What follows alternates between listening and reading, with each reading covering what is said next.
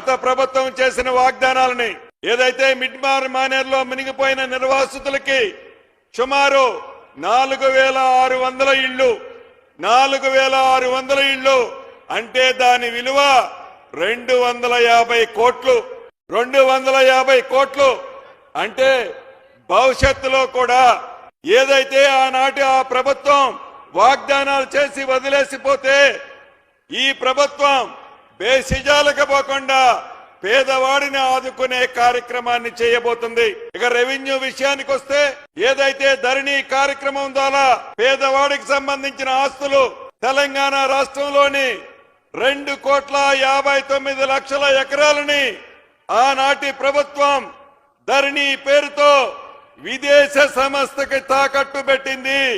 అటువంటి విదేశ సంస్థ నుంచి ఇందిరమ్మ రాజ్యంలో గౌరవ ముఖ్యమంత్రి రేవంత్ రెడ్డి గారి నాయకత్వంలో స్వదేశ సంస్థ అయిన కేంద్ర ప్రభుత్వ సంస్థ ఎన్ఐసికి మొన్ననే అప్పగించాం.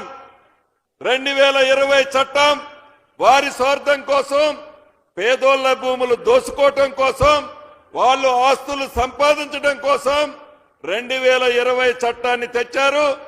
రాబోయే కొద్ది రోజుల్లో మీకందరికీ ఉపయోగపడే విధంగా దేశంలోనే రోల్ మోడల్ రెవెన్యూ చట్టం 2024 చట్టాన్ని మీ ఇందిరమ్మ రాజ్యంలో గౌరవ ముఖ్యమంత్రి రేవంత్ రెడ్డి గారి నాయకత్వంలో రాబోతుంది.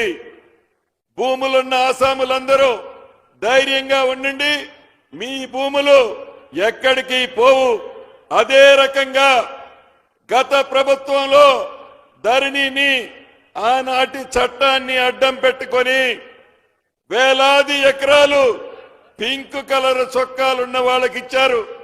వాటన్నిటినీ ఇందిరమ్మ రాజ్యంలో తప్పకుండా వెనక్కి తీసుకుంటాం, పేదోళ్లకి పంచి పెడతామని తెలియజేసుకుంటూ మరొక్కసారి మీ అందరికీ మనస్ఫూర్తిగా అభినందనలు కృతజ్ఞతలు చెప్తూ సెలవు తీసుకుంటున్నానన్నా.